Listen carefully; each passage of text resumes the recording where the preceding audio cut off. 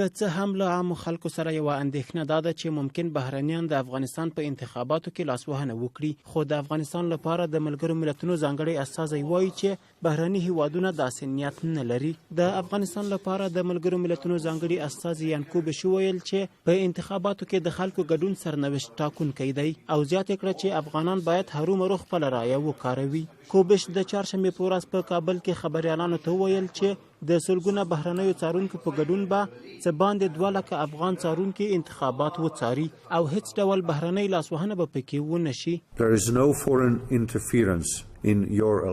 تاسو په انتخاباتو کې بهرنۍ لاسوهنه نشته. هغه لاسوهنه چې تاسو یو هیواد یا غرب ته راجع کوئ، له هیوادونو سره د لاسوهنې هیڅ نیت نشته. دا انتخابات د افغانانو، کاندیدانو او د افغانستان د سیاستمدارانو دي. تاسو به وګورئ چې دا انتخابات به د افغانانو انتخاب وي.